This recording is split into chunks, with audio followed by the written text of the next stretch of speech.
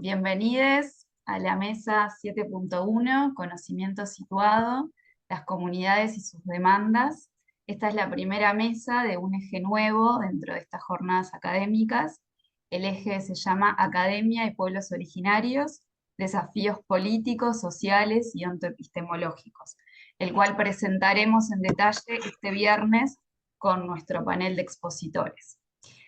Eh, entonces, la dinámica de esta mesa será que cada una de ustedes presentará su trabajo durante 15 minutos.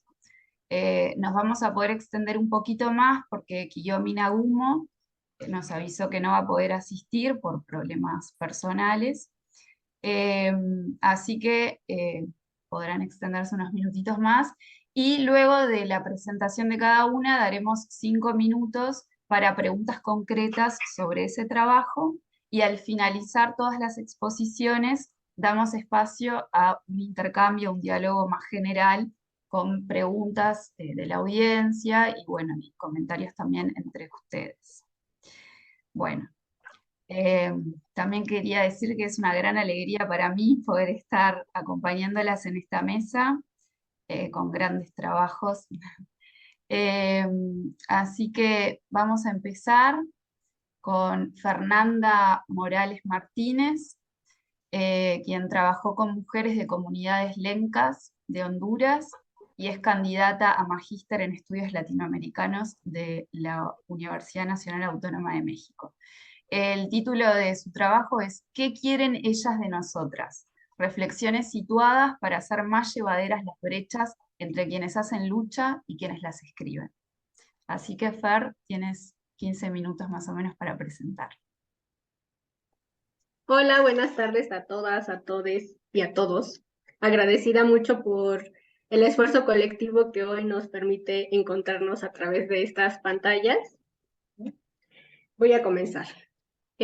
Hace más de 10 años, el 28 de junio de 2009, el golpe de Estado orquestado contra el presidente Juan Manuel Zelaya Rosales sacudió Honduras.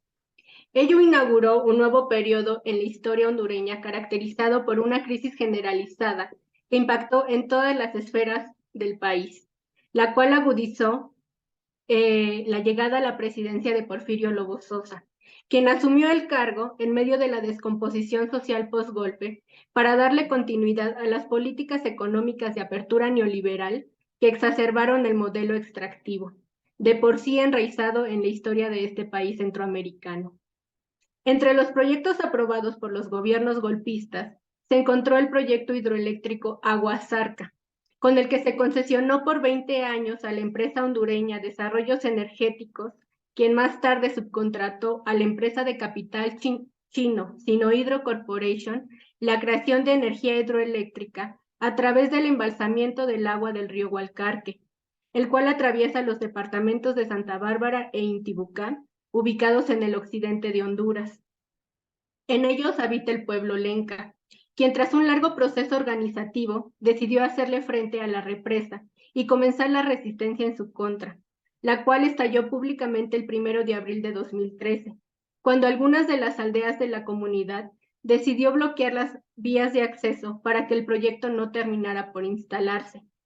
Las comunidades que se alzaron contra Aguasarca se aglutinaron en el Consejo Cívico de Organizaciones Populares e Indígenas de Honduras, COPIN, el cual canalizó la fuerza colectiva en defensa del territorio en aras de frenar el avance extractivo.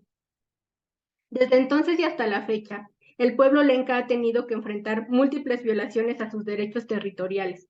Entre los más significativos se encuentra la no consulta previa e informada que establece el convenio 169 de la OIT, lo que implicó una sacudida violenta para la comunidad que se vio resquebrajada por los actos de corrupción y soborno encabezados por los hombres vestidos de abogados, empresarios, funcionarios públicos y militares, cuya presencia en el territorio es reflejo de la estructura patriarcal que sostiene la dinámica extractiva.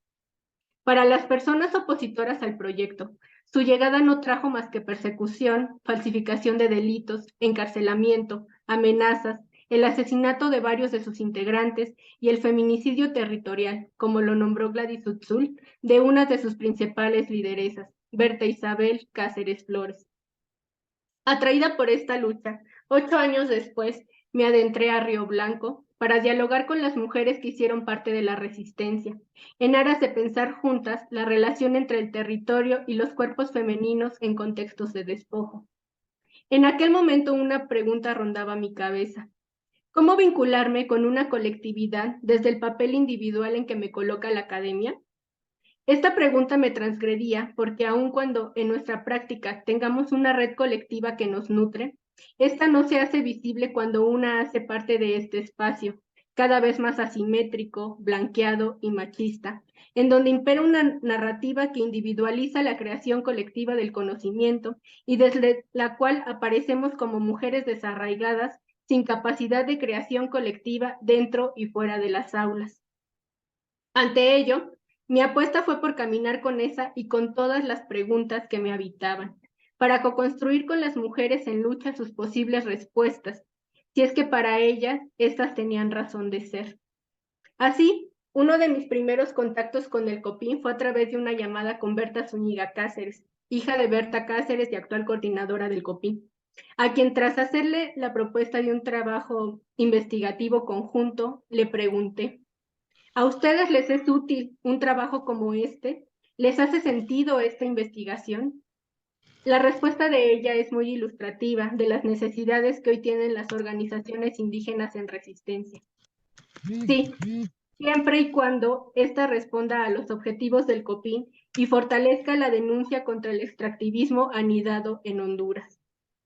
En esa respuesta se expresaba no solo la estrategia de vinculación que la organización planteó desde su nacimiento en los años 90, sino la demanda de conocimiento situado y crítico que refuerce lo que ellas ya de por sí saben.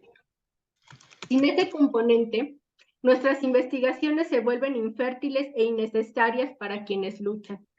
Pero sobra decir que el pensamiento crítico no nace por generación espontánea dentro de quien investiga, sino que tiene una historia que da cuenta del entrelazamiento de la biografía, de la lectura del mundo y de las utopías de las que una viene y que terminan siendo un puente de encuentro con quienes podemos compartir eso que nos hace comunes. Con ello no pretendo negar las modas académicas por las cuales se cuelan aquellos que aparentan poseer dicho criterio, pero que en su praxis terminan por reproducir el extractivismo a escala teórica y epistémica. Lo que quiero hacer notar es que la investigación posee un potencial de creación y lucha común que devela la falsedad del discurso positivista que impera en nuestras aulas, el cual nos quiere lejanas, no solo de aquellas con quienes nos encontramos en el camino, sino de nosotras mismas, de nuestros cuerpos y de nuestras subjetividades. El valor de mi historia personal en el caminar de este proyecto, cargado de las enseñanzas de mis abuelas indígenas, lo develaron las propias mujeres lencas a través de las preguntas con que me embistieron. Entre ellas destacan: ¿usted pertenece a un pueblo indígena?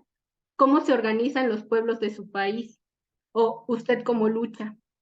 Algunas otras con la misma profundidad del tipo: ¿es cierto que en México el narcotráfico secuestra a los migrantes centroamericanos?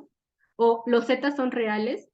Y también surgieron aquellas de corte cultural que van desde: ¿conoció usted a Vicente Fernández? Mire que se acaba de morir. Hasta: ¿a poco los nopales se comen? ¿Cómo lo hacen si tienen espinas? Debo reconocer que todas estas preguntas eran totalmente inesperadas para mí y que no para todas tenía una respuesta. Sin embargo, las preguntas develaban en sí mismas una necesidad genuina que anida en quienes las elaboran: la necesidad de conocer lo que hay más allá de las fronteras. Si hay quienes conocen la violencia de las fronteras asesinas, como bien las adjetivó Francesca Gargalo, son las comunidades indígenas centroamericanas, cuyos miembros salen huyendo de la violencia desbordada generada en gran medida por los proyectos extractivos, por lo que no extraña que sus preguntas estuvieran volcadas a conocer lo que sucede una vez que se cruza la frontera del sur de México. Al hacerme estas preguntas, ellas me descubrieron no como una investigadora, sino como una mujer que podría cristalizar lo que los medios de comunicación les ha dicho que hay después del río, y quizás encontrar en mis respuestas cierta calma que les desbaratara el miedo a ser migrante. En ese acto de intercambiar preguntas estábamos, sin saberlo, defendiendo el derecho que mutuamente tenemos por mirar y ser miradas, ya que los roles cambiaban súbitamente y no siempre sabíamos quién era la otra, la sujeta observada. El derecho de los pueblos a vernos y ver hacia afuera a través de quienes llegamos a sus territorios es parte de la estrategia política que apuesta por articular personas que sienten el llamado a luchar contra todas las opresiones.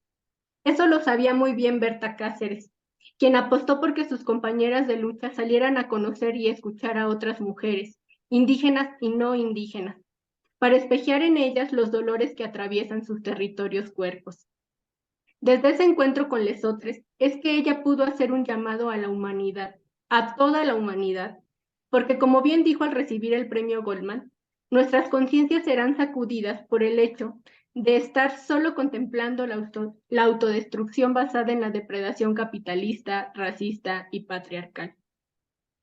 Y traigo a colación las palabras de Berta Cáceres para decir que necesitamos escuchar también a las muertas. El estar ahí, con nuestro cuerpo todo, es un ejercicio profundo de escucha, pensando este acto como esa enseñanza que tuvo el antropólogo Carlos Lenkerdorf de los indígenas tojolabales, quienes le mostraron que escuchar es un acto corazonado que nos traslada del yo al nosotros, y que va más allá del ejercicio de sentarse frente a las entrevistadas y lanzar preguntas. La comunidad de escucha es imprescindible para las comunidades orales que solo tienen el viento como aliado para resguardar en la memoria sus historias de lucha. La oralidad requiere una escucha profunda por parte de quien pregunta, un silencio necesario que pueda captar eso que por momentos se canta o se grita o se hace nudo en la garganta, porque las dinámicas de transmisión y construcción colectiva de la memoria del pueblo lenca no se encuentran en el papel, sino en las palabras que adquieren formas de redundancia, ritmos y ritmas vocales. La historia oral india, como bien apunta Silvia Rivera Cusicanqui, es un espacio privilegiado para descubrir las percepciones profundas sobre el orden colonial y la requisitoria moral que de ellas emana. Es decir, opera como una ventana que nos deja ver las heridas profundas que ha dejado en las mujeres indígenas el ser racializadas, cosificadas y expropiadas por las violencias múltiples que las atraviesan. Y al mismo tiempo, nos deja ver las propias violencias, los claroscuros y los lugares distintos y distantes en que éstas nos colocan a nosotras. Por ello, como apunta la socióloga boliviana, en la historia oral encontramos una apuesta por generar un ejercicio colectivo de desalienación, tanto para el investigador como para su interlocutor. La desalienación que viven los cuerpos que hablan y los cuerpos que los escuchan es un acto de cuidado mutuo muy profundo, ya que éste se enmarca en territorios cercados por el militarismo, el crimen organizado y el silencio cómplice del Estado. Nuestro estar ahí no es ante los ojos de los violentadores un hecho neutral. Lo supe el día que los contrarios, como suelen llamar las mujeres lencas a quienes se dieron ante la empresa, llegaron hasta mí para preguntarme, ¿usted qué quiere? ¿Qué hace aquí? Y para usar mi respuesta en contra de las mujeres en lucha. Por ello, en ese contexto que expropia cuerpos, nuestra presencia se piensa también como una posibilidad de sobrevivencia. En palabras de la vicepresidenta del Consejo Indígena de Río Blanco, sobreviviente del extractivismo, y cito, por ser vicepresidenta del Consejo Indígena me miran mal, donde saben que tengo las medidas cautelares, para ellos es un odio. Y yo les digo que no me siento privilegiada de tener unas medidas de prevención. La compañera Berta las tuvo y nunca las logró. Hoy no hay que sentirnos seguras. Hay que sentirnos seguras con nuestros compañeros. Pero porque venga un policía y me diga, hola, buenos días, ¿cómo está? Yo no me siento feliz. Yo no me siento feliz, yo me siento feliz de estar con usted que viene. ¿Cuántos días estamos, convivimos, nos alegramos, estamos súper felices? Es como mejor que una policía porque estamos entre compañeras, contando experiencias de lucha. Nos contamos qué hemos sufrido, qué nos tocará pasar y qué vendrá para nosotras porque esto no se ha terminado. Sin saberlo, Magdalena, quien vive en uno de los rincones más alejados de Honduras, enunciaba esa consigna que se escucha en cada marcha del 8M. La policía no me cuida, me cuidan mis amigas. Tanta es la solidaridad de las mujeres comunitarias que para ellas nosotras somos sus compañeras. Y cuando una mujer indígena que lucha, te mira a la cara y te llama compañera, no hay manera en que decidas ser parte de los opresores, inclusive en ese lugar tan lleno de ellos como es la academia. ¿Cómo devolverles tanto cariño? ¿Cómo seguir construyendo ese vínculo cada vez que salimos de sus territorios? ¿Cómo forjar a contracorriente las luchas que nos hacen comunes? Diría que la escritura puede ser un camino, no porque es el requisito académico que hay que cumplir, sino porque en él hay un acto que reafirma que ellas tienen la razón. La palabra del poder controla, la palabra del poder anula, la palabra del poder mata. Fue con las palabras escritas enmarcadas en la red de mensajes entre los sicarios y los altos directivos de la empresa DESA con las que se planeó el asesinato de Berta Cáceres. Son las mismas palabras las que han imposibilitado que los autores intelectuales no estén presos por su crimen. Ante tanta impunidad, las posibilidades de escribir palabras que le apuesten a la vida no son tan fáciles de construir, pero son necesarias para hacerle contrapeso y demostrar que la palabra también florece, que la palabra también alumbra y que la palabra también nos vuelve compañeras. Es a través de la palabra que las brechas entre el ellas y el nosotras se siguen achicando cuando éstas se entretejen como un potente esfuerzo por construir territorios, cuerpos sin guerra. Por ello, la potente frase de Berta Cáceres que dice, vos tenés la bala, yo la palabra. La bala muere al detonarse, la palabra vive al replicarse, nos deja ver que en la resistencia las palabras juegan un papel fundamental como instrumentos para liberar espacios y construir un nosotras, un nosotros, que rompa la parálisis en la que nos coloca la guerra contra las mujeres. El terror que surge al ver a las compañeras indígenas asesinadas, la indignación y la impotencia echan nudo en la garganta por solo contar con las letras en un mundo lleno de fusiles, puede ser aliviada si ocupamos nuestros espacios para que la palabra no muera. Como señala Cristina Rivera Garza, se trata de que, mientras otros tantos como nosotros demandemos la restitución de un Estado con entrañas, podamos articular la desarticulación muda con que nos atosiga el estado espeluznante de las cosas, a través de estrategias escriturales que, en lugar de promover la preservación del poder, activen más bien el potencial crítico y utópico del lenguaje. Dolerse, que siempre es escribir de otra manera. Las palabras unen cuerpos dolientes, que se sienten abrumados por el horror y los muertos y muertas que no dejan de acumularse en esta guerra contra la vida. Por ello, a pesar de que ellos tienen las balas, nosotras tenemos la palabra. Y Berta lo enunciaba como una convocatoria para replicar en todos los espacios eso que no muere. Mientras ellas sigan teniendo la palabra oral, nosotras podemos acompañar con nuestra palabra escrita, la cual no está encasillada en una tesis que seguramente será leída por unos cuantos, sino que desborda el papel y es capaz de adueñarse de las paredes, de las redes sociales y de los carteles en las marchas de mujeres. Así, el ellas y el nosotras se va difuminando por eso que se gestiona y se hace común. Finalmente, debo decir que las mujeres lencas habitan el centro de este continente, que ha quedado opacado por otras geografías que despiertan más interés en los ámbitos académicos.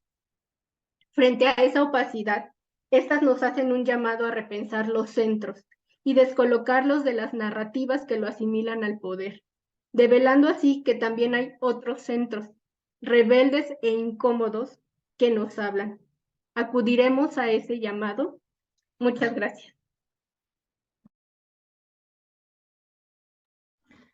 Muchas gracias, Fer.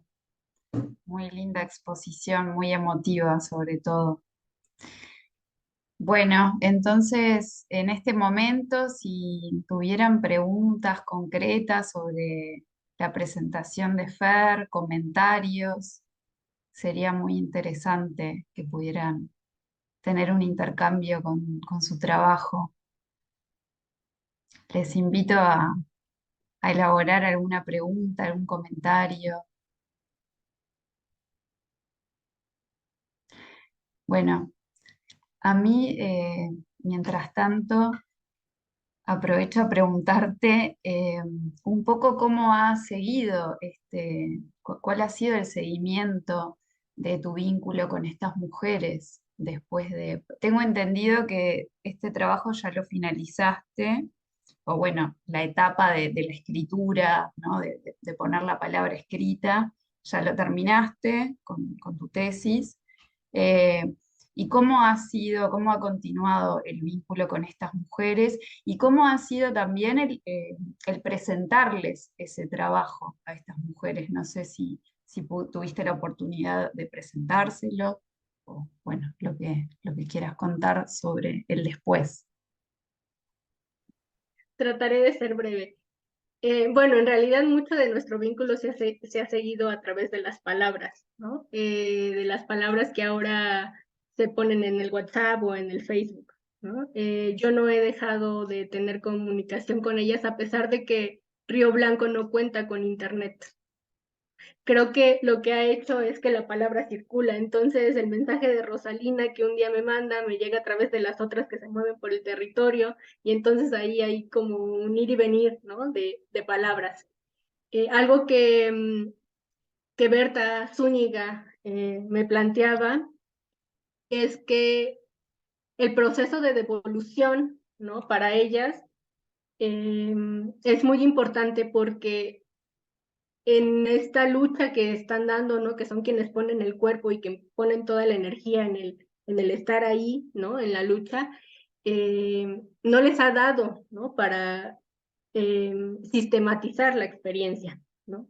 Son ricas en experiencia, pero eso no ha estado resguardado, ¿no? Es una tarea que ha quedado pendiente para ellas, ¿no? Y ahí entonces bueno, mi investigación, nuestras investigaciones que hemos intentado que sea lo más colaborativa desde un principio, eh, pues ha pasado en que ellas revisen, ¿no? Si hay algo que no hay que decir, si hay algo que no les parece que deba ser dicho, ¿no? Y entonces, bueno, en esta revisión de ir a venir, el proceso pues ha sido muy lento, ¿no? Que justamente los tiempos de ellas pues no son los tiempos que nos plantea la academia, ¿no? Entonces yo he tratado de ir en ese ir y venir, ¿no? De temporalidades, y la tesis para ella es importante porque esta está forjada colectivamente. No fue una cosa de ir a entrevistar y yo regreso y escribo sola, ¿no? Sino que hemos intentado, a pesar de los tiempos muy distantes, pues que siga siendo una palabra colectiva, ¿no? Y bueno, eso se va a regresar a ellos no solo como la tesis que en sí misma es importante, ¿no? Porque no hay.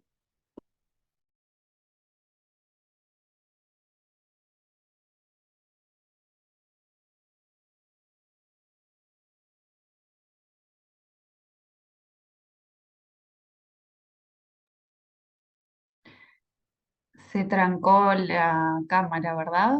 Pero también para ellas eh, es importante que yo regrese en algún momento y hagamos un taller de memoria colectiva, ¿no? Y bueno, pues en eso estoy en el buscar las posibilidades para volver y hacerlo, seguramente lo lograremos. Gracias.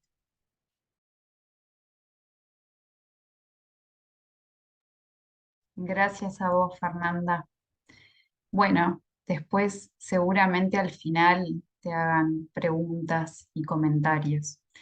Vamos a pasar entonces ahora con la segunda presentación, que está a cargo de Cislene Costa Silva, que trabajó con comunidades afectadas en la Amazonía Oriental brasilera y es candidata al doctorado en estudios latinoamericanos por la Universidad Nacional Autónoma de México también.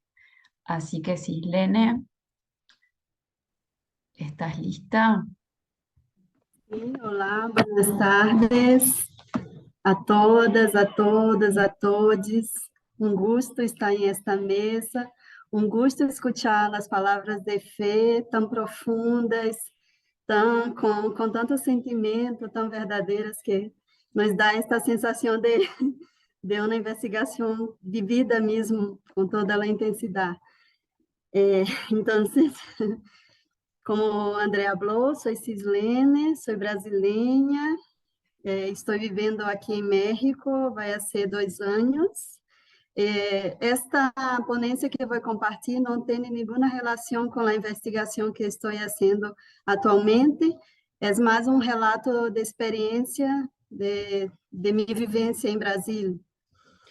Então, esta ponencia aporta situações para reflexionar sobre o diálogo, encontro, desencontro entre academia, pueblos originários, comunidades tradicionais, desde minha própria experiência de acompanhamento em um processo de formação política. Durante os anos de 2014 a 2019, com jóvenes de comunidades afetadas por las dinâmicas do programa Grande Carajás, imenso programa governamental criado para garantizar as condições infraestruturais de exploração mineral do Cerro de Carajás, ubicado no sureste do estado de Pará, Brasil. Mais allá de reflexionar sobre o processo de la formação política em si,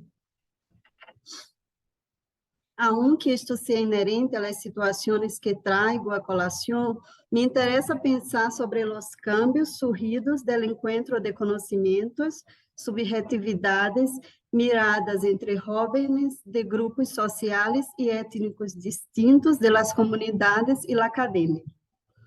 Además de minha própria experiência no processo, trago alguns testemunhos e reflexões de las jóvenes que participaram da formação, presentes em el livro Liberdade, Caça-Jeito, a história de todos na história de cada um, lançado em 2019. O processo de formação política nasceu em 2014, depois do Seminário Internacional Carajás 30 anos, movilizações e resistências frente a projetos de desenvolvimento na Amazônia Oriental, como uma demanda de los e las liderazgas de comunidades afetadas por el programa Grande Carajás. Aunque desaparecido em la região onde foi implantado, as dinâmicas de saqueio e violações de los territórios continuaram operando desde a infraestrutura minero-siderúrgica em Maranhão, meu estado, e Pará, em plena Amazônia Oriental brasileira. Minas, ferrocarris, puertos hidroelétricas, siderúrgicas, monocultivos se instalaram em uma região de mais de 2 milhões de habitantes, atravessando territórios de pueblos originários, comunidades negras, rurais, quilombolas, ribeirinhos, comunidades urbanas, assentamentos da reforma agrária, entre outros. Construir um processo formativo que entrelaçasse esses grupos só foi possível desde o compromisso e desenvolvimento de relações afetivas entre los e las jóvenes de las comunidades e da academia. Utilizo a dicotomia jóvenes de las comunidades versus jóvenes de la academia só para situar os espaços de cada grupo que cada grupo integrava em el processo mencionado, ou seja, os que pertenciam ao grupo de estudo GEDMA, vinculado à Universidade Federal de Maranhão, e os que viviam nas comunidades vivem em las comunidades afetadas por as dinâmicas do programa Grande Carajás. Pois alguns dos jovens das comunidades também eram acadêmicos e alguns acadêmicos também eram de comunidades, aunque não das comunidades afetadas por las dinâmicas do programa. A formação tuve como coordenação o grupo de estudos Desenvolvimento, Desarrollo, Modernidade e Meio Ambiente, GEDMA, é um grupo vinculado à Universidade Federal de Maranhão, como já falei, e a Organização de Direitos Humanos, Justiça nos Trilhos. Era realizada de forma itinerante, cada bimestre em las comunidades afetadas, e chegava a reunir de 30 a 40 jóvenes de idades variadas, desde niños hasta pessoas mais grandes. Todos eram bem-vindos. Como um grupo de estudos centrado em conflitos socioambientais, os membros do GEDMA, professores e estudantes, acompanhavam as organizações e movimentos sociais do Maranhão, además de realizar atividades com as comunidades afetadas por conflitos socioambientais. com o tempo, alguns estudantes poderiam acabar integrando alguns movimentos, como foi meu caso. E na época, a Rede Justiça nos Trilhos era uma das organizações acompanhadas. Desse encontro surgiu a União para ser a formação política, a qual continua nos dias atuais com outras dinâmicas.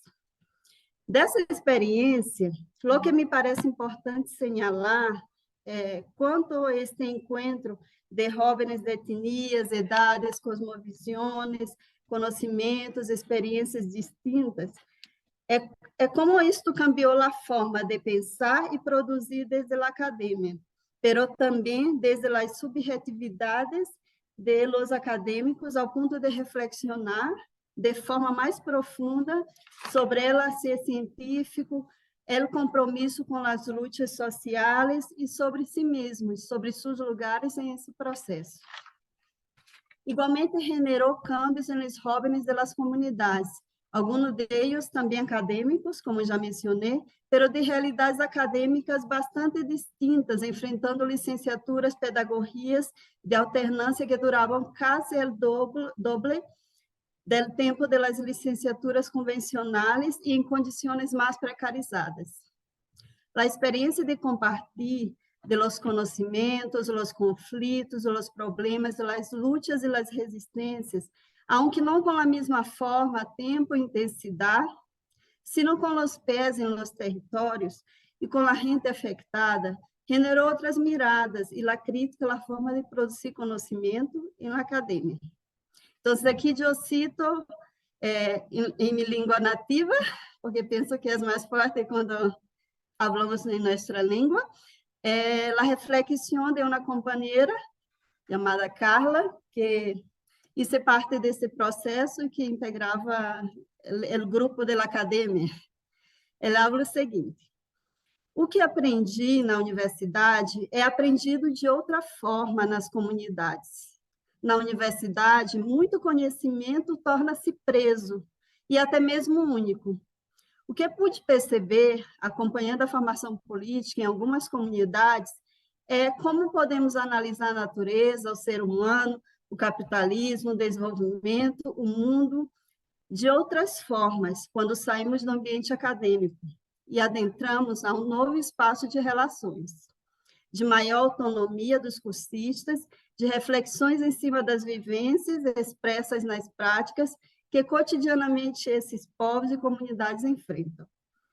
Assim mesmo, generou outros compromissos de los acadêmicos com os jovens de las comunidades, não só de produzir informes, relatorias ou trabalhos acadêmicos que denunciassem aquelas situações, o que também é válido, pero assumir outras responsabilidades que estavam ao alcance dos acadêmicos, como apoiar aqueles jovens das comunidades a levar suas vozes, sentidos e conhecimentos a outros espaços por si mesmos, e respeitando suas maneiras de produzir e expressar esses conhecimentos. Además de apoiar as comunidades em outras necessidades cotidianas e quehaceres políticos, como é o caso da comunidade quilombola Santa Rosa dos Pretos, em que alguns dos jovens da academia começaram a contribuir no espaço da espiritualidade matriz africana, importante na resistência da comunidade. Isso também ocorreu porque alguns jovens acadêmicos, em esse encontro com uma comunidade negra rural quilombola, que tem como um dos pilares de sua força a manutenção das manifestações de matriz africana, espiritualidade, estética, festas, alimentação, formas de luta e de ação política, foram pouco a pouco se reconhecendo e sentindo que formavam parte da comunidade negra, sentindo orgulho de sua negritude. Alguns começaram a desenvolver sua espiritualidade nesse espaço, do qual formam parte até os dias atuais. Aqui cito a reflexão de outra companheira, Daiane, que passou por todo este processo. em português também.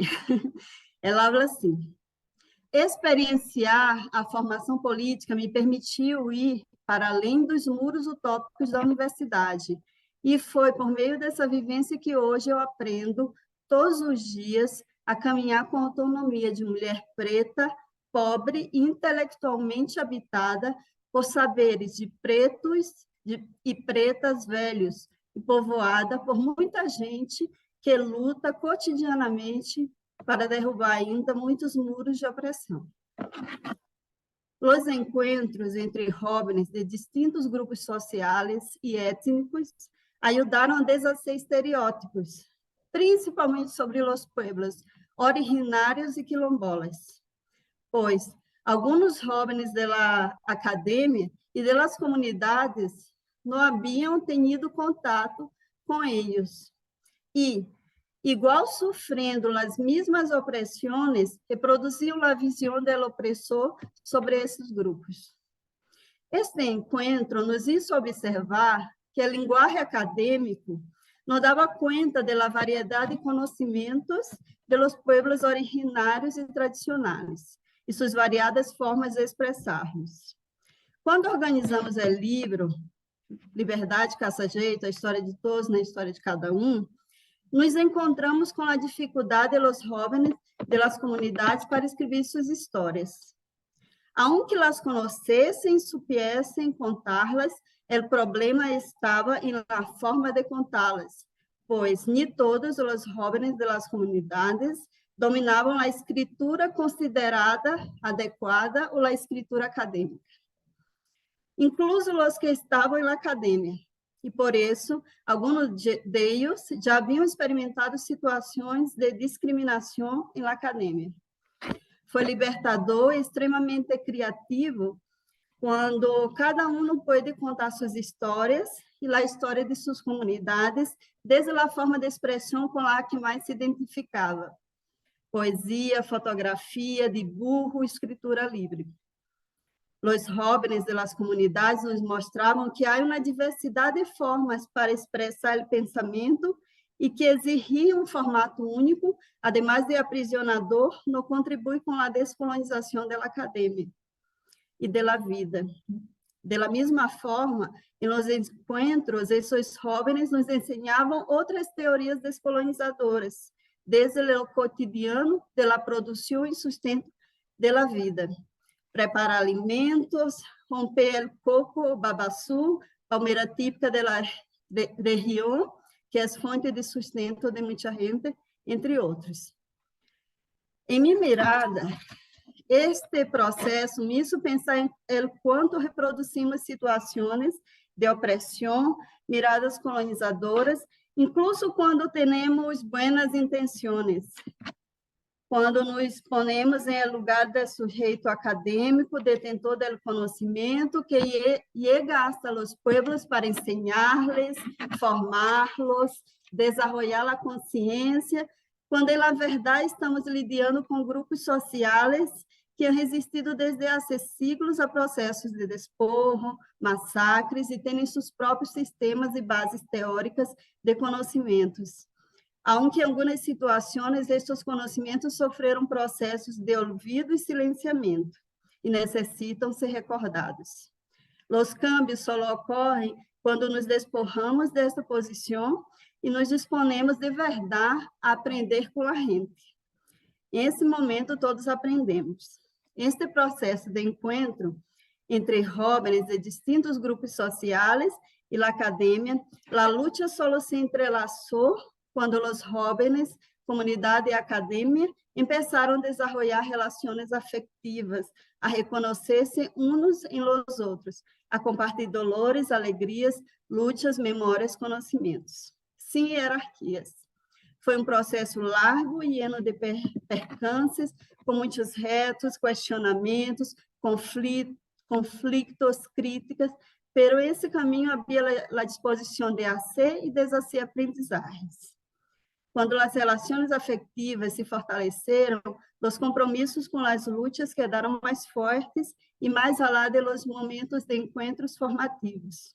As realidades de solidariedade Entre os jovens construíram comunidades de apoio mútuo.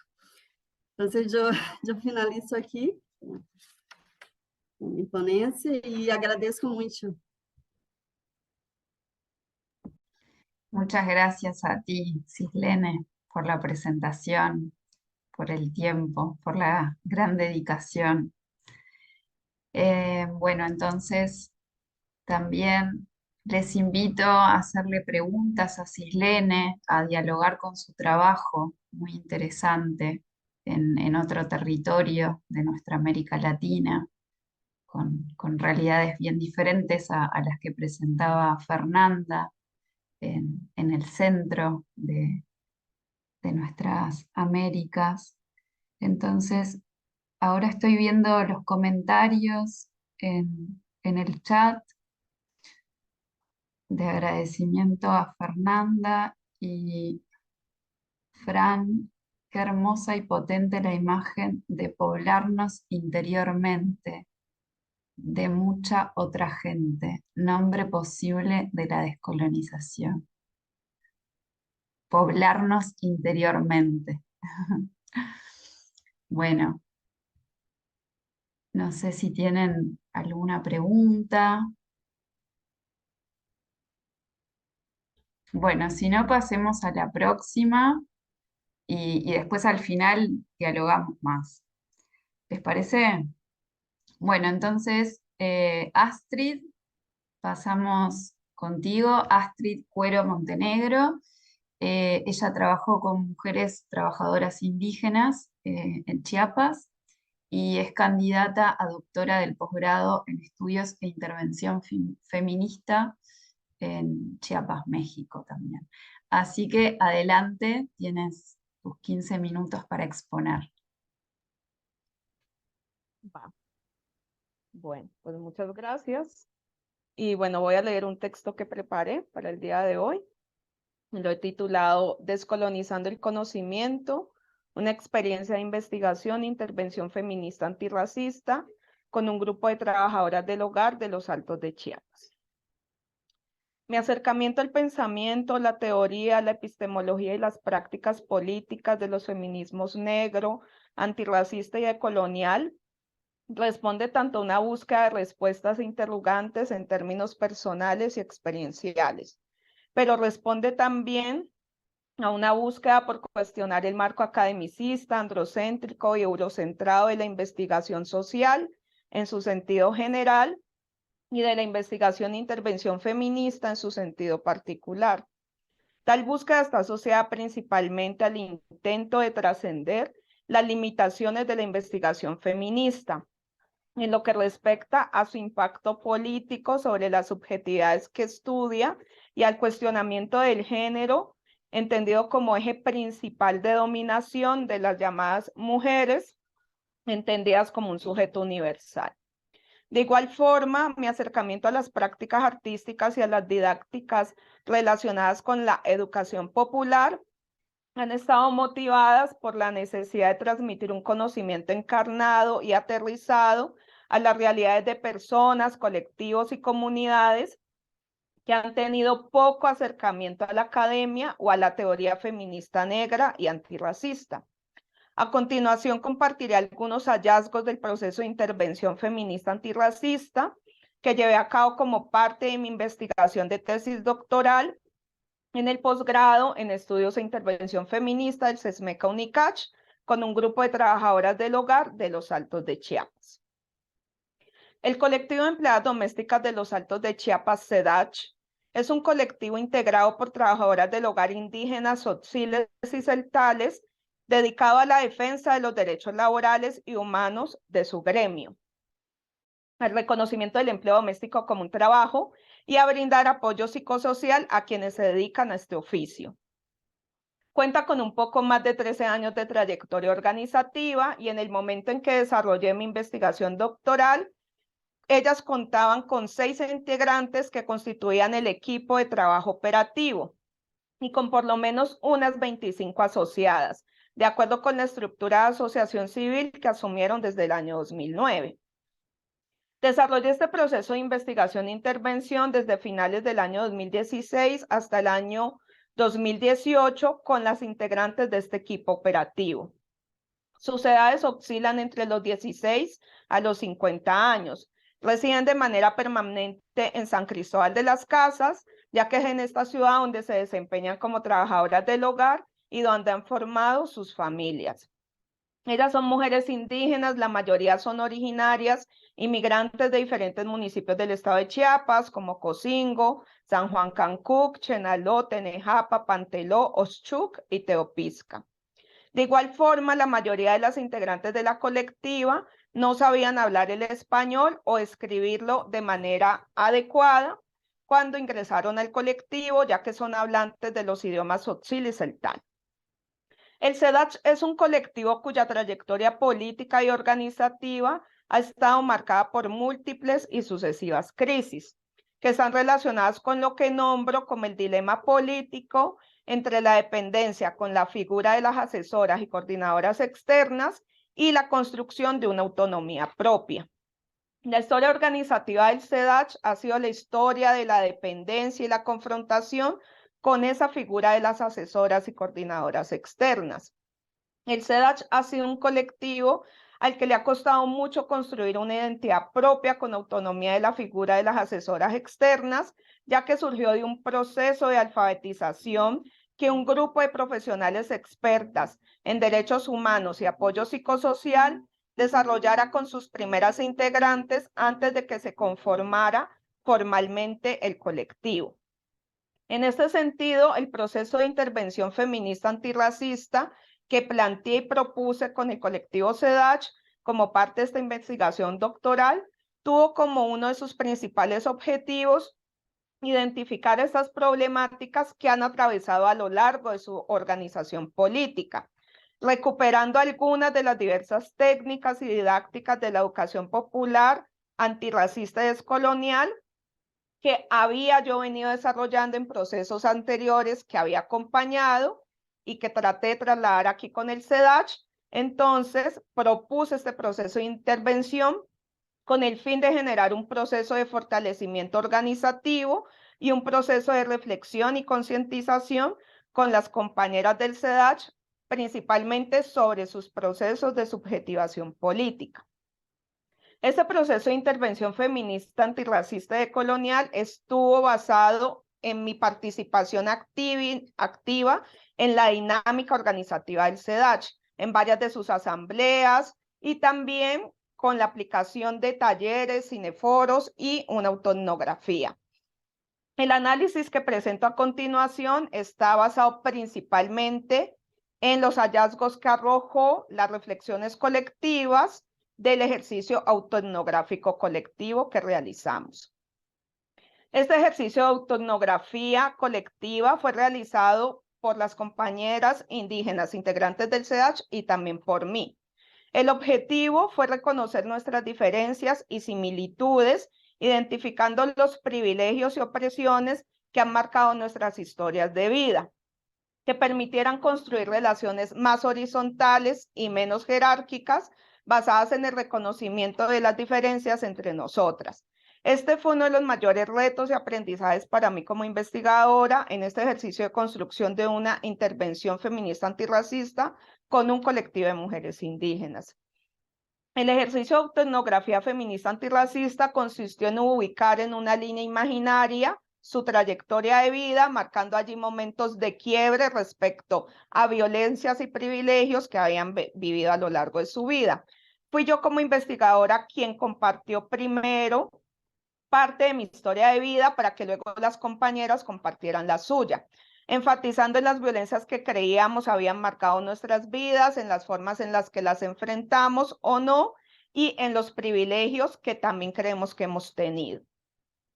Dentro de las violencias que he vivido, destaqué las relacionadas principalmente con el racismo, tanto en mi niñez como en la vida adulta.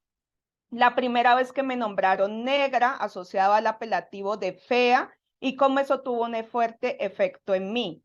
No solo por descubrir que era una niña negra y lo que eso significaba en el sentido de ser diferente de otros y otras, sino sobre todo porque ser negra tenía una connotación negativa, de inferioridad, y que además lo negro era algo que se asociaba con lo feo, era no ser bella. Compartí otras violencias de carácter sexista, como acosos sexuales en la niñez por parte de hombres adultos y algunas violencias micromachistas vividas por mí en los noviazgos que he tenido. Y diversas limitaciones económicas por el peso de la clase social a lo largo de mi vida al provenir de sectores obreros y populares. Respecto a los privilegios que he tenido, resalté principalmente la posibilidad de estudiar, sobre todo de tener una educación de posgrado y la posibilidad de viajar un poco por este país, y en Colombia, principalmente en mi estancia en México, cuando tuve la beca CONACYT durante la maestría. Las compañeras de CEDACH que participaron en este ejercicio etnográfico identificaban en sus trayectorias muchas experiencias similares entre ellas. Por ejemplo, la compañera Estrella señalaba que se identificaba con las historias de Lupita y María, quienes iban a ser obligadas a casarse en contra de su voluntad cuando eran todavía unas niñas entre 12 a 15 años, ya que los casamientos forzados son una práctica que sigue vigente en varias comunidades indígenas de Chiapas, impuesta por procesos de colonialismo patriarcal y lastimosamente interiorizados y reproducidos dentro de los pueblos indígenas como una forma de gestionar la sobrevivencia para resolver una vida de muchas penurias económicas. Estas violencias de los casamientos forzados, unidas a las violencias sexuales racializadas que vivieron la gran mayoría de las participantes del ejercicio etnográfico, son las que ellas consideraron más profundas, dolorosas y trascendentales en su trayectoria vital. Estas violencias sexuales fueron vividas por ellas en su niñez, pero también siendo un poco mayores, principalmente en su adolescencia.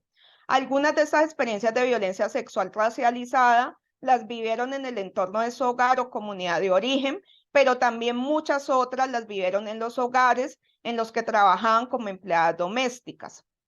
De igual forma, dentro de las violencias que han experimentado colectivamente como trabajadoras del hogar, que ellas nombran como discriminaciones, resalta la violencia lingüística, que les impuso el español como único idioma válido y oficial, ante la que tuvieron que ir olvidando y dejando de usar sus idiomas indígenas. No saber hablar el español implicaba para ellas no solo burlas, sino también ser tratadas como tontas, salvajes e incivilizadas. Y además las ponía en una situación de inferiorización para negociar sus condiciones laborales. Ellas coinciden en el hecho de que por ser mujeres indígenas y no hablar el español, recibían muchos insultos en sus lugares de trabajo, y uno de los insultos que eran más frecuentes era que les dijeran que no servían para nada. Ellas sienten que este insulto ataca directamente su autoestima, y yo digo que ataca directamente la constitución de su subjetividad, las sitúa en una condición infrahumana que las bestializa. Otras violencias compartidas, identificadas por ellas en su trayectoria individual, ocurridas en sus lugares de trabajo, tienen que ver con apartar sus cubiertos, platos e incluso las mesas donde comían. Muchas de ellas señalaron que cuando eran niñas y adolescentes les costó defenderse con asertividad de muchas de estas violencias, aunque de algún modo siempre encontraron soluciones o formas de enfrentarlas, ya fuera huyendo de sus hogares, renunciando a sus lugares de trabajo, golpeando o amenazando a sus acosadores, buscando apoyo en alguien de su comunidad o su familia, eso dependiendo de la experiencia de cada uno. Ya en su etapa de adultas fueron encontrando formas más acertadas de poner límites, de frenar violencias, de negociar de mejor manera sus condiciones laborales e incluso de confrontar a sus empleadoras. Es importante resaltar que la gran mayoría de ellas haya identificado en su experiencia de vida pocos privilegios y ventajas en su historia de vida. Incluso algunas señalaban que no tenían ningún privilegio. María, por ejemplo, considera que las únicas ventajas de las que ha gozado a lo largo de su vida habían tenido que ver con la posibilidad de estudiar, terminar su secundaria, tener trabajo y contar con herramientas para defenderse, que ella relaciona con su liderazgo o proceso de politización adquirida en el CEDACH. Considero que el énfasis de estas compañeras del SEDACH en las violencias vividas más que en las ventajas o beneficios tiene que ver con el reconocerse como sujetas definidas mucho más por sus condiciones de opresión que por ocupar posiciones de privilegio en la jerarquía de las relaciones de poder. Por otra parte, me pareció interesante que varias de las compañeras coincidieran al señalar que consideran como un privilegio o ventaja el hecho de haber aprendido a defenderse, a confrontar las violencias, a sus abusadores, a sus empleadoras y empleadores, a poner límites a todas las personas que han ejercido violencias y maltratos contra ellas.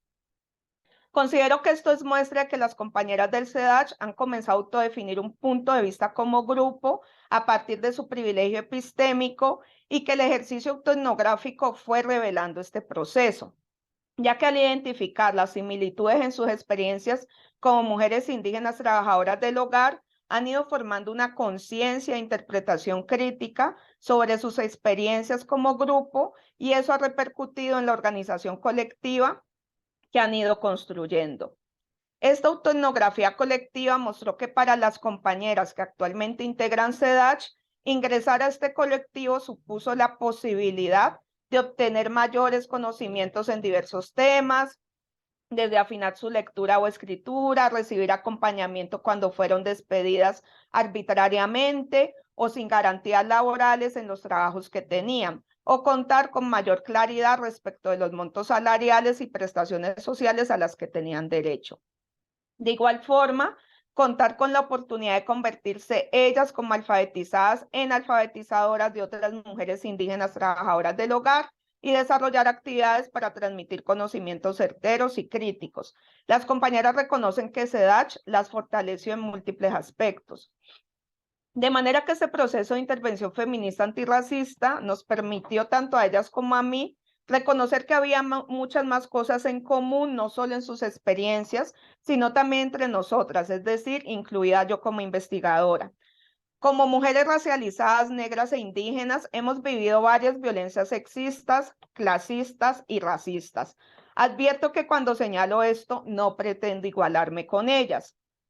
Soy totalmente clara, y consciente que no he vivido y tal vez no podría imaginarme lo que es vivir en carne propia las violencias que han experimentado desde sus infancias, pero sobre todo en el trabajo doméstico remunerado como trabajadoras del hogar dentro de la institución colonial de la servidumbre.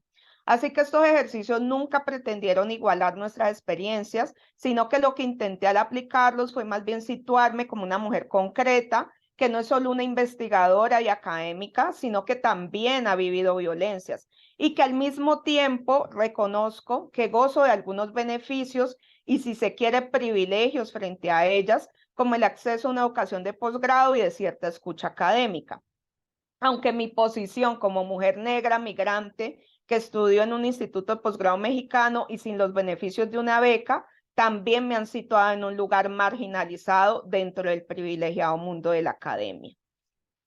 De manera que, a modo de conclusión, puedo decir que este ejercicio de la autoetnografía nos permitió hacer un proceso de reconstrucción de memoria, en el sentido no solo de la memoria de lucha individual, sino sobre todo de la colectiva, que dio cuenta de los momentos de inflexión que en nuestras historias de vida nos han ido constituyendo tanto en sujetas oprimidas como en sujetas políticas.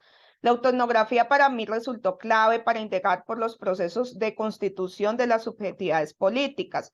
Significó poner en diálogo las experiencias de las sujetas de estudio y la sujeta investigadora, lo cual fue un paso fundamental para acercarme, intentar aterrizar el proceso de construcción de conocimiento sobre la experiencia organizativa del SEDACH de manera un poco más horizontal e intentando que tuviera un carácter feminista, antirracista y descolonizador. Y bueno, eso sería todo y muchas gracias por la escucha y la atención. Muchas gracias, Astrid. Hay varios aplausos silenciosos de las compañeras y compañeros acá presentes. Bueno, entonces vamos a dar unos minutos para preguntas o comentarios sobre el trabajo de Astrid. Anímense a preguntar, estoy segura que tienen preguntas y comentarios. pregunten. Así no me quedo yo sola preguntando. Un proceso fuerte, complejo y crítico. Mm. A mí me resultó sumamente... Cislene, ¿vai a falar?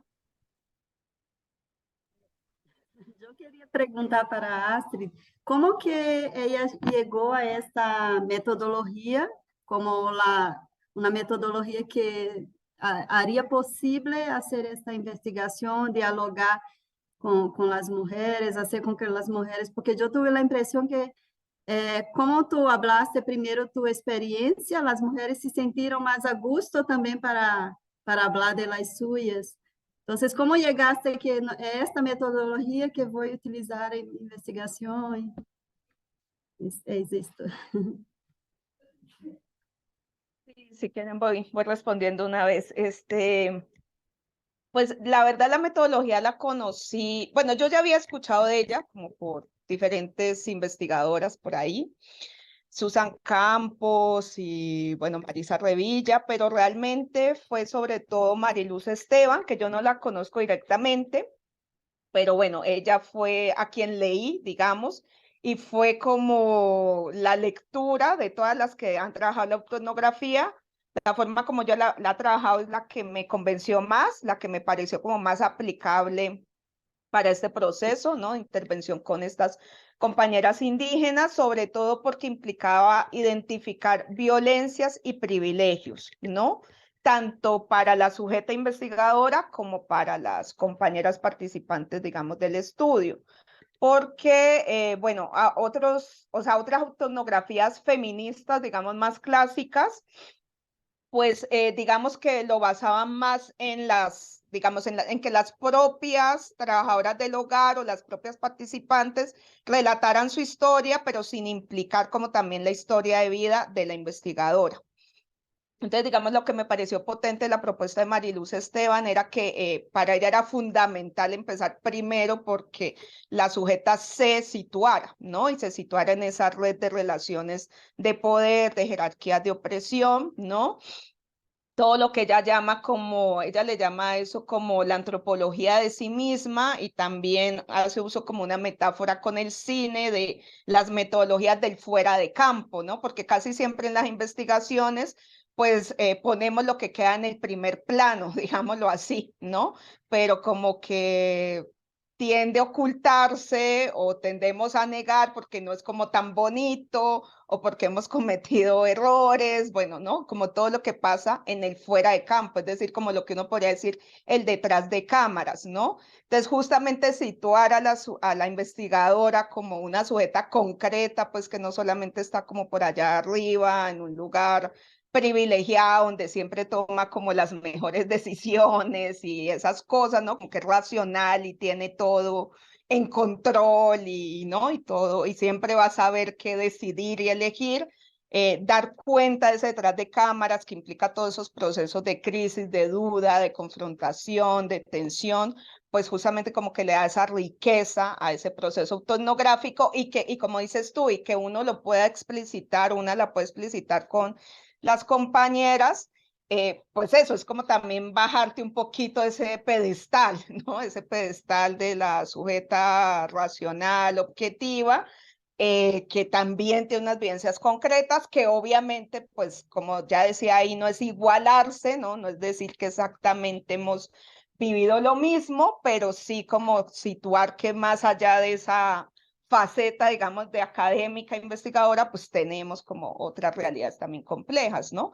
Y bueno, yo siento que también en mi caso, pues bueno, yo también soy una mujer racializada, ¿no? También soy, digamos, una mujer negra, entonces también ahí me parecía que esto podía, pues, como tener más posibilidades, ¿no? Y por eso también, para generar un poquito más de confianza, porque obviamente, claro, la autoetnografía implica un proceso de hablar de situaciones personales, experienciales que son fuertes, de violencias que cuesta, ¿no? También como explicitar, reconocer. Entonces, pues me pareció, digamos, mejor empezar por mí misma para que pues ellas pudieran sentirse un poco más en confianza, ¿no? bueno, sabiendo que siempre en lo concreto son procesos complejos, pero eso es lo que podría yo decirte. Bueno, gracias Astrid por la respuesta. Vamos a escuchar a Adam Costa que está levantando la mano y después seguimos con la próxima ponencia y después volvemos al diálogo igual. Adelante, Adam. Muchas gracias. Me gustó mucho tu ponencia, querida Astrid. Te, dos preguntas, una cortita de tipo metodológica y una un poco más general que es más tipo política. La metodológica, este instrumento, digamos, de la autoetnografía, ¿pensás que podría, porque por lo que comprendí de tu ponencia, tendría que ver con comunidades o pequeñas comunidades un poco más pequeñas? Si este instrumento podría ser aplicado a una escala aún mayor, como por ejemplo una región, un país, N. Esa es la pregunta metodológica, es decir, como instrumento, porque digo, a veces acá en Argentina nos gusta decir, o no sé si nos gusta decir, en realidad es una pena decirlo, que tenemos el 60% de sangre indígena, pero solamente se reconocen como tales el 2,5% de la población. Y ahí hay un problema interesante de autopercepción y autorreconocimiento, que hay una trama cultural. Pero digo, para pensar desde qué lugar te hago este planteo. Y el segundo planteo es más de tipo político. Si vinculás todo este tipo de exploraciones, bueno, vos marcaste bastante el tema, tu trabajo académico o en la academia, digo, en términos políticos, digo, si esto es posible o está vinculado con lo que ha generado todo el movimiento, especialmente donde entiendo que estás, que es San Cristóbal de las Casas, todo el movimiento del movimiento zapatista de liberación nacional, si hay alguna vinculación en función de esa cuestión política que ya lleva varias décadas en el sur de México. Esas dos preguntas. No sé si se comprendieron. Adelante, Astrid. Gracias, Adam. Sí, Adam. Bueno, pues la primera pregunta que sí se podría aplicar como en comunidades más grandes o procesos políticos más amplios, pues yo creo que depende. Depende, ¿no? Yo creo que sí tiene más potencial para grupos o colectivos pequeños, eh, sobre todo porque, pues bueno, la autoetnografía tiene pues como mucho ese peso en la experiencia, ¿no? La experiencia quiero decir como más individual, por decirlo así. Obviamente, como pues dice Patricia Hill Collins, pues nuestras experiencias individuales, pues claro que son la síntesis de procesos estructurales complejos y amplios y colectivos, ¿no? O sea, no nos hemos hecho, digamos, de manera aislada. Pero en tanto como que sí el centro es esa experiencia, digamos, vivida, esa historia de vida, pues no sé, no digo que sea imposible, pero pues yo lo vería un poquito más complejo como para procesos políticos más amplios, a menos de que se aplicara, pues eso, como por pequeños grupos, o sea, que fuera un proceso tal vez de más largo aliento, en el cual ese proceso de movimiento social grande pues esa metodología se fuera aplicando como por pequeños grupos focales, y de ahí a partir de eso pequeño, pues armes como un mapa, una cartografía pues más amplia, ¿no? Y veas se puedan ver, digamos, las similitudes entre esos diferentes miembros de esos movimientos sociales y también las diferencias, ¿no? Pero pues sí, yo siento que sí tiene como más provecho, digamos, para grupos como más, un poco más pequeños, ¿no? Pero no lo descarto, pues, como para procesos más grandes. Bueno, eso es lo que yo pienso. Y bueno, lo que te entiendo con la segunda pregunta es un poco como de dónde retomo políticamente, o sea, la metodología como de dónde retoma políticamente, ¿no? Que si tiene alguna relación como con cuestiones que se hayan hecho ahí en ese contexto, por ejemplo, el zapatismo y eso. Pues la verdad, no, y no porque no creo que no lo hayan hecho, más bien porque pues tal vez en mis elecciones, que también son sesgadas, Digamos, yo tal vez no conocía ese nivel de profundidad como el movimiento zapatista, es decir, en términos de sus procesos como de formación política interna, nunca tampoco participé, digamos, de procesos así. Yo entiendo que ellos se han desarrollado, por ejemplo, las conocidas escuelas zapatistas. Yo nunca tuve la oportunidad, digamos, de participar de esos procesos, porque creo que cuando yo llegué los dejaron de hacer justamente, ¿no?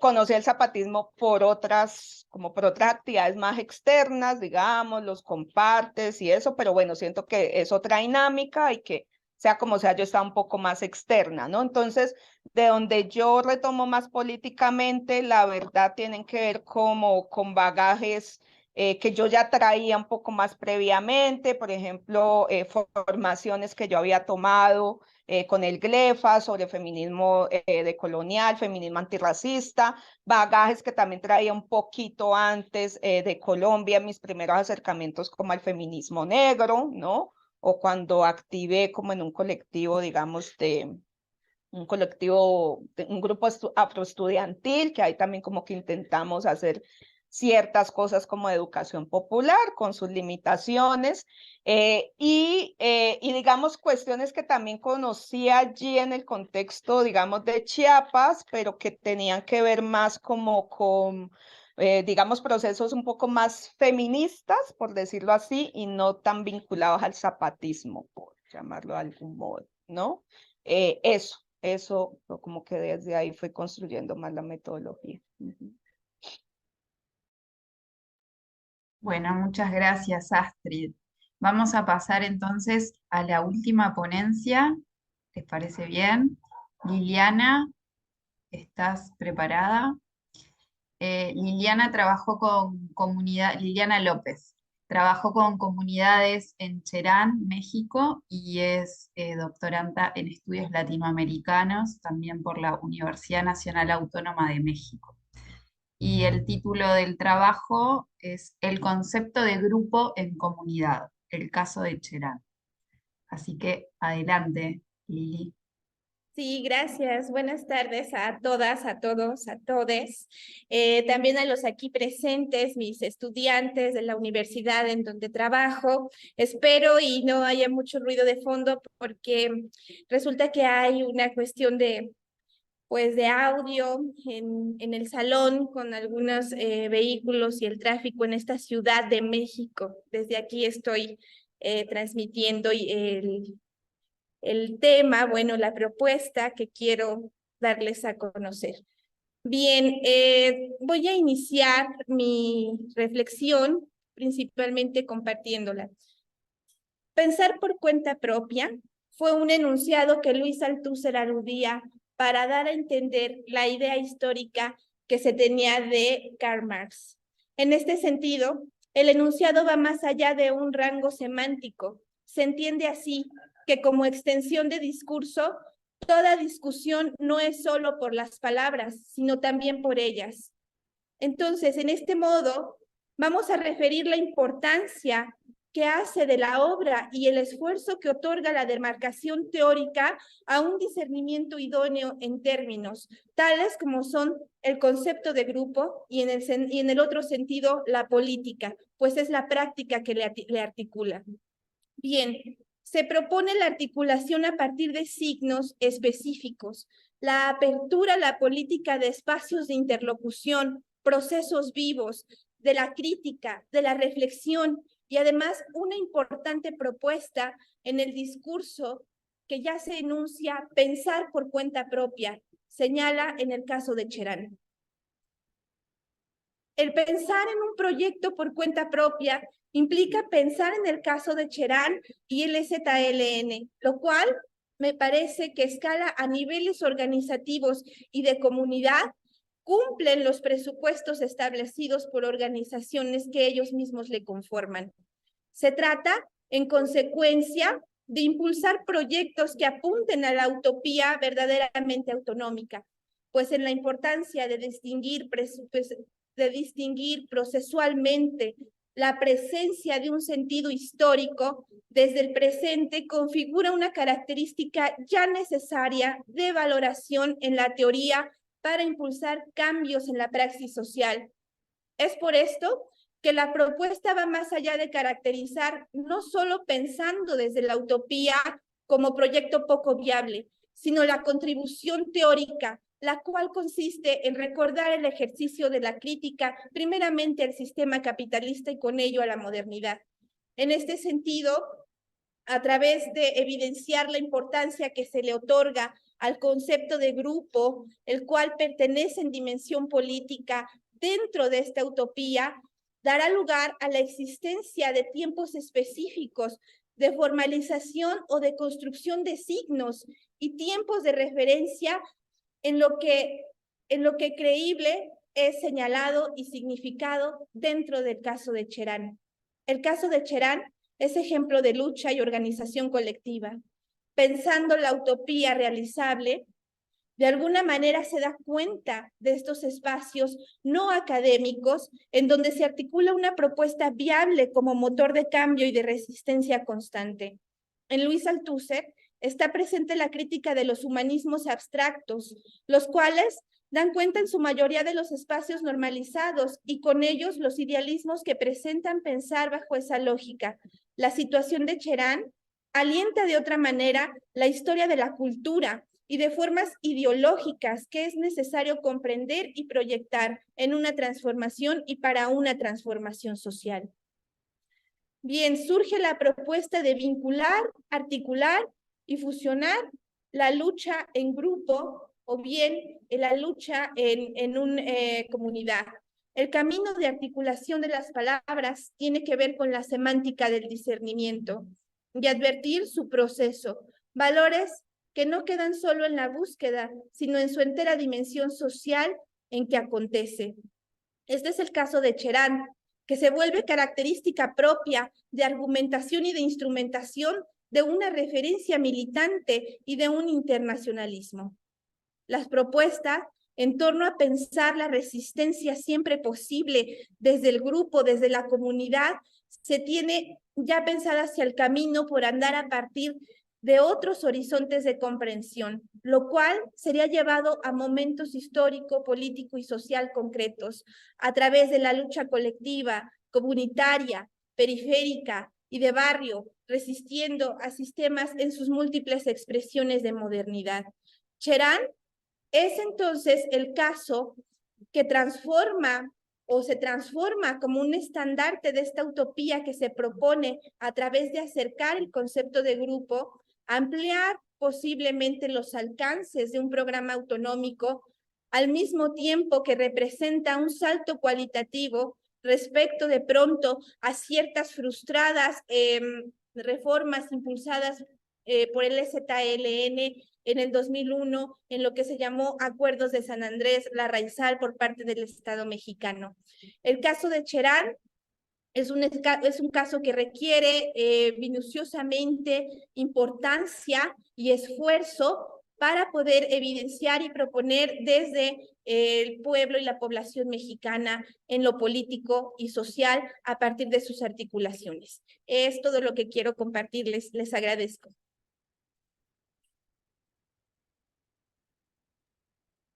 Muchas gracias, Lili. Muchas gracias por la presentación. Bueno, entonces también les invito a hacer preguntas, a hacerle preguntas a Liliana, a dialogar con su trabajo, hacer comentarios. Y también, ya que terminamos con todas las presentaciones, abro el espacio para que puedan dialogar entre ustedes, si se quieren entretejer sus trabajos, cuestiones que encuentren similares. A mí me gustaría, Liliana, para seguir un poco más con tu trabajo, eh, que la verdad es que del caso de Cherán tengo bastante poco conocimiento. Eh, Imagino que aquí entre las personas presentes también desconocemos un poco la realidad de Cherán y todo su proceso autonómico. Y quizás nos pudieras ejemplificar o describir algunas prácticas de autonomía de las comunidades, para entender mejor de qué forma estas comunidades están logrando organizarse un poco, bueno, mantenerse organizadas al margen del Estado y al margen de las grandes estructuras. Bien, gracias. Me hubiese gustado compartir fotografías e imágenes, pero por la cuestión también de los tiempos y la docencia misma en la institución en la que me encuentro me fue difícil. Pero el caso de Cherán es un caso de autonomía, de lucha, organización colectiva, en grupo. Ellos tienen en sus niveles organizativos esta cuestión llamada juntas, ¿no? Juntas de barrial, vecinal, en la cual se nombra un encargado por sector o por barrio de la población para poder llevar a cabo algunas prácticas culturales, principalmente, o bien de alguna otra necesidad que el pueblo mismo demande o denuncie dentro de la comunidad. Entonces, están las agrupaciones debidamente organizadas en pequeños sectores de barrio, y en ese sector de barrio se encuentran, por lo regular, mujeres encargadas de llevar a cabo de la portavoz, incluso también de las infancias, porque hay necesidades distintas en una comunidad, como distintos miembros que acompañan esa comunidad o esa cuestión social. También generan pues articulación o bien acuerdos entre comunidad y entre estos sectores a partir de pues sí, de denunciar principalmente las necesidades de inmediatez o de primera instancia. Así, Andrea, más o menos.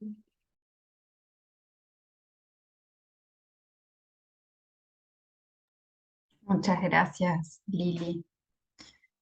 Bueno, acá Soleil dice, la ponencia de Liliana me hizo recordar a un trabajo que estamos analizando hoy, esas subculturas organizadas dentro de una más amplia e intercomunicadas. Preciosas ponencias. Bueno, me parece que no hay más comentarios acá en el chat. Así que les invito a que levanten la mano si no quieren escribir, abran sus micrófonos, siéntanse libres de expresarse, de comentar los trabajos, estas experiencias en territorio. Me parece que habría mucho para conversar, ¿no?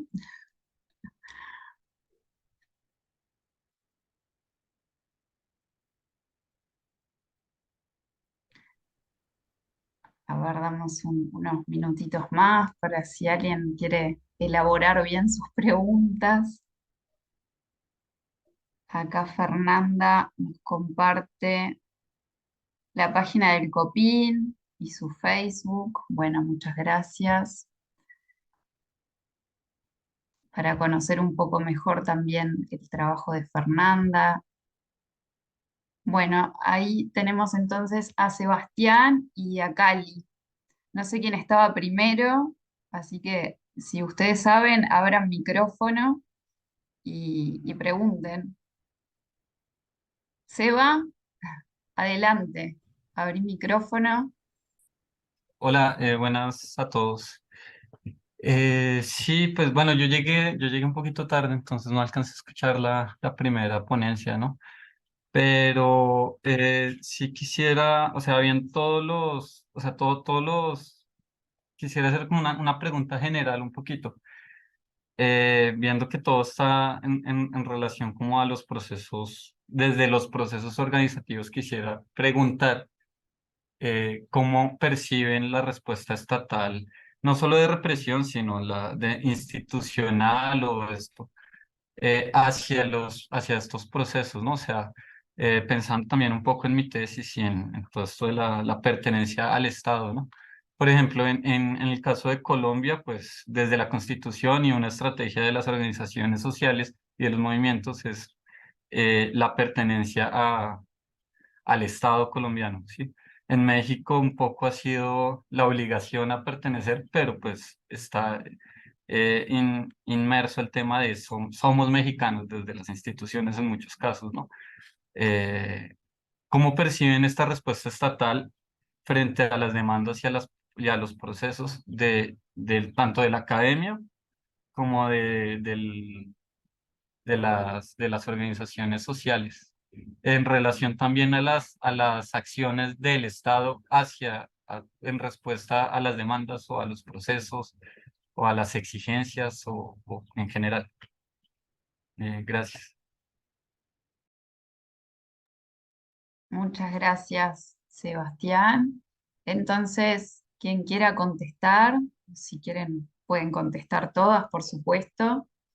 Van abriendo el micrófono y le contestan a Sebastián.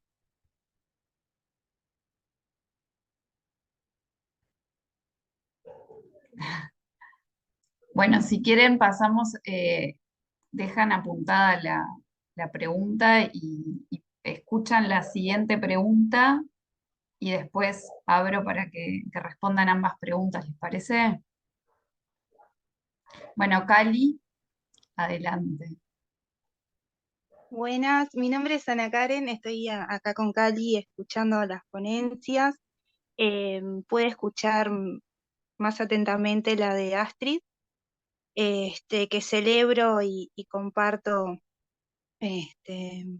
muy, muy interesante la propuesta y la acción propiamente dicha. Con respecto a eso, quería preguntar cuánto de la afectividad o esta categoría hace a los procesos de transformación y de encuentro, no solo como categoría, sino como praxis o accionar, y bueno, de cómo se identifica esta eh, construcción de afectividad, si tiene, bueno, que ver con corrientes feministas, si también tiene que ver con la cosmovisión o la construcción también de lo que es la autoetnografía, ¿no? Y en realidad me gustaría como preguntarles a todas respecto a eso, ¿no? A los procesos de afectividad como resistencia, inclusive, a los procesos y modelos actuales, ¿no? Entonces me gustaría como en conocer un poco más qué piensan sobre esto. Muchas gracias. Maripir. Muchas gracias, Ana Karen. Entonces, Liliana, Fernanda, Astrid, Cislene, quien quiera tomar la palabra, responderle a Sebastián o a Ana Karen, adelante.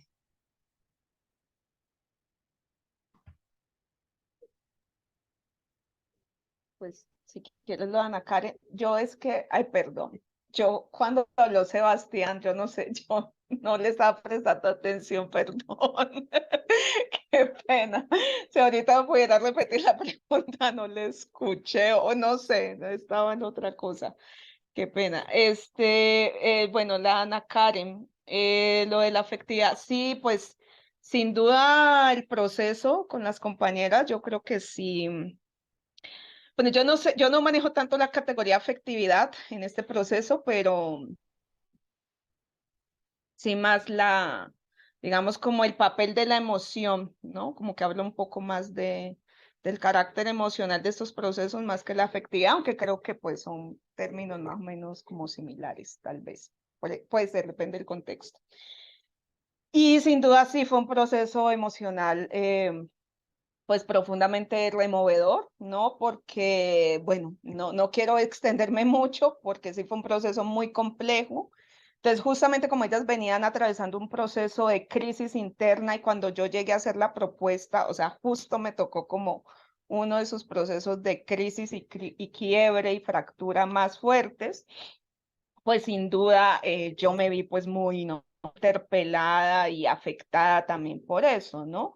No quiero decir que lo viví exactamente igual como ellas, que pues eran las que estaban, digamos, encarnando toda la situación, pero sí me tocó ver procesos de ruptura, de conflicto entre compañeras pues muy cercanas, y realmente para mí fue muy triste en ese momento en el cual hice la propuesta, pues ver cómo muchas compañeras pues se salieron, tuvieron que salirse, y el grupo pues prácticamente quedó partido en dos, ¿no? Y claro, ellas ya venían arrastrando una historia muy compleja que ahorita de pronto no les puedo contar todo, pero sin duda sí influyó mucho pues el conflicto con una de las asesoras, digamos, externas, ¿no?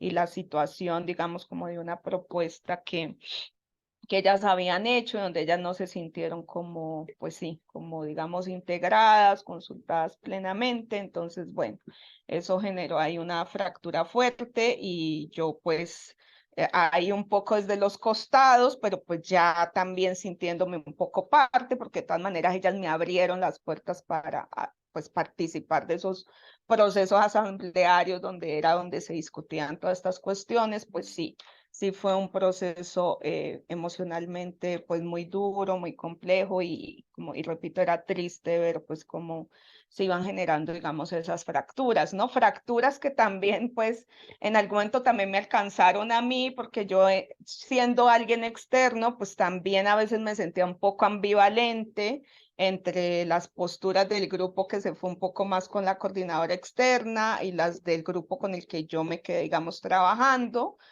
Al principio para mí también era difícil tomar una postura, una posición, como posicionarme de un lado, cuál era el lado correcto, digamos, ¿no? Por decirlo así.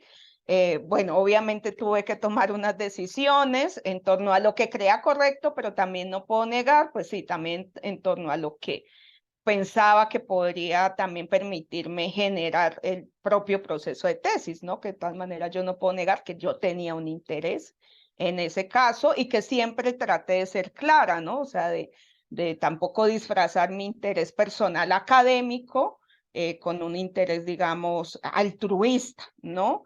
Aunque sin duda, claro que el interés académico intentaba o intentó pues ser un aporte para ellas, ¿no? No ser solamente pues sí, un proceso, digamos, extractivista únicamente individual, ¿no? Pero pues yo no podía negar que había un interés académico, pues, ¿no? O sea, y creo que también hubiera sido deshonesto no haberlo, pues, explicitado, ¿no? Entonces, bueno, fue un proceso muy complejo que luego cuando la tesis se publique se podrán enterar como con más detalles. Ahorita no hay tiempo digamos, de detallarlo aquí, pero sin duda sí. O sea, más allá de que yo lo haya, digamos, escrito, sí fue un proceso emocionalmente muy complejo, muy conmovedor, fuerte, y donde yo misma pues me veía no solo afectada por la tristeza que me diera de ver todo lo que pasaba allí, sino donde también yo me vi muy conflictuada en algún momento, saber cuáles eran las decisiones correctas que había que tomar, ¿no? Entonces sí. Y bueno, obviamente también conocer sus historias de vida, ¿no? Aunque yo estuviera en ese papel, pero conocer historias tan duras que esas compañeras cargan, pues claro que también llevaba a que, pues, emocionalmente me removiera. Y para ellas, pues, aún más, ¿no? Porque ellas eran las que realmente estaban viviendo allí toda una serie de complejidades y que además ya eran historias y crisis que ellas traían de mucho antes que yo apareciera, digamos, en escena, ¿no? Y eso por ahí lo puedo dejar. Muchas gracias, Astrid. Entonces, Lili, Fernanda, Cislene, si quieren también aportar algo, responderle a Sebastián, Sí, adelante. gracias. Yo quisiera ejemplificar un poco hacia la pregunta de Sebastián en cuanto yo entendí la inserción del Estado, cómo se resiste a esta cuestión del Estado. Más o menos escribí mi respuesta, Sebastián, y mira, los habitantes de esta comunidad obtienen el reconocimiento de su forma de gobierno sin que lo permitieran las leyes locales. Y de hecho, Cherán elige a las autoridades con base en las legislaciones internacionales, como el convenio 169 de la OIT, y la Declaración de Derecho de Naciones Unidas de los Pueblos Indígenas. Pero además cabe mencionar que tienen ante todas estas denuncias pues una organización que nace como una forma de autodefensa civil, ¿no? Entonces, ¿cómo se enfrentaron o cómo se ha enfrentado esta situación frente al Estado? Pues ha sido esta organización, esta cuestión grupal que nace justamente de la autodefensa civil y que es la que sigue hasta el día de hoy, en la que pueden, sin duda alguna, elegir a su gobierno. Y es un caso de los pocos mexicanos.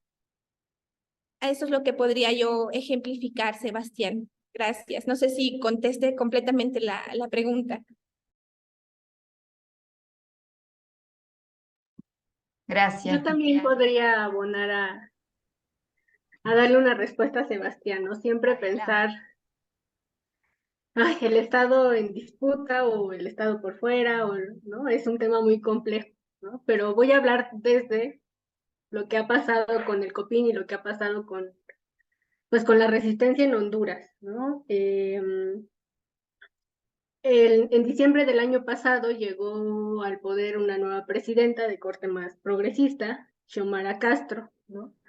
Pues resultado de todo un proceso que se viene gestando desde el año 2009, después del golpe de Estado.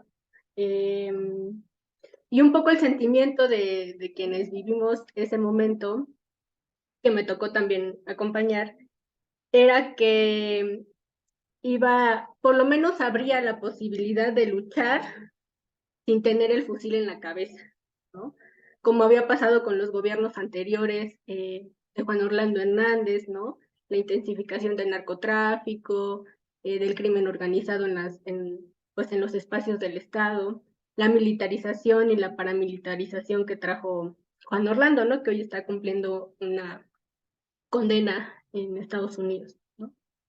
Y bueno, en ese momento, esa era un poco la lectura de las organizaciones, de bueno, por lo menos ahora no vamos a estar con el fusil en la cabeza, ¿no? Sin embargo, meses después, pues Xiomara decide impulsar un estado de excepción en el país, bajo el discurso de la lucha contra el narcotráfico. Y bueno, eso ha sido sumamente cuestionado y de las primeras víctimas que trajo consigo este estado de excepción, pues ha sido el asesinato de defensores afrohondureños que resisten contra la minería canadiense, ¿no? Eso es un hecho que el COPIN y que todas las organizaciones en lucha, ¿no? La OFRANET, el MUCA y todas las organizaciones importantes en Honduras pues han denunciado. Y eso pues ha generado un ambiente pues de mucha reflexión y de cómo vincularse con estos gobiernos, ¿no? En particular para el caso que yo estudio del COPIN, el COPIN, el día que la presidenta toma el poder, le entrega un bastón de mando a Xiomara Castro, ¿no? Un poco como una exigencia y un compromiso público de su parte para pues que hubiera castigo para los autores intelectuales del asesinato de Berta Cáceres, ¿no? Y para que se frenara el proyecto de represamiento del río Gualcarque, que aunque han pasado muchos años, ¿no? Desde que se aprobó, casi 10 años, pues el proyecto sigue siendo una amenaza, el proyecto no está cancelado, ¿no? El proyecto paró por el asesinato de Berta Cáceres y por la presión internacional que se hizo, pero recién en la auditoría que tuvo que dar Jacobo Atalas habla, que es uno de los autores intelectuales, dueños de la empresa DESA, él salió a decir que el proyecto va a continuar, ¿no? Entonces, ahí también viene una tensión, ¿no? O sea, una presidenta que se comprometió a frenar el proyecto, en realidad lo que ha hecho fue asentarse con los mismos banqueros de siempre que financian estos proyectos extractivos, ¿no? Entonces, eso sí, sigue siendo, pues, creo que una cuestión pendiente, no ir caminando con eso para el COPIN, ¿no? Ha sido sumamente, pues, desgastante y doloroso y confrontativo al interior el ver cómo pareciera que esa justicia para Berta nunca va a llegar y cómo el proyecto va a seguir ahí siendo una amenaza, ¿no? Por eso lo que decía Magdalena, ¿no? En el testimonio que leí, pues es que esto no ha parado, ¿no? Entonces, bueno, ahí seguir pensando la relación con el Estado, ¿no? El COPINH no tiene un proceso tan autogestivo como lo que pasó en Cherán, en México, ¿no? Y entonces, bueno, ahí también viene como cómo se va cultivando y cómo se va tejiendo hacia abajo, ¿no? Ciertos rasgos de autonomía que sí tienen, pero que también pues están atravesados pues por toda la estructura estatal, ¿no? Que en Honduras es muy férrea, muy militarizada, digo, creo que Centroamérica tiene una particularidad que esa raíz extractivista y el imperio con la mano puesta ahí siempre pues ha hecho muy difícil, ¿no? Generar esas posibilidades, eso diría.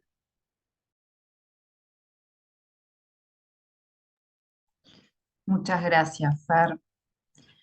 Bueno, si no hay más preguntas, comentarios, estaríamos cerrando la mesa porque ya estamos en hora.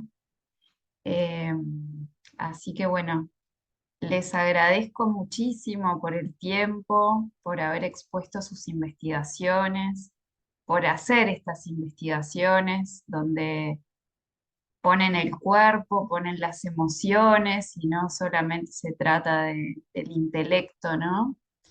Les agradezco mucho por hacer este tipo de investigaciones con estas metodologías y sobre todo con el compromiso, que me parece indispensable, el compromiso hacia las comunidades, hacia los pueblos.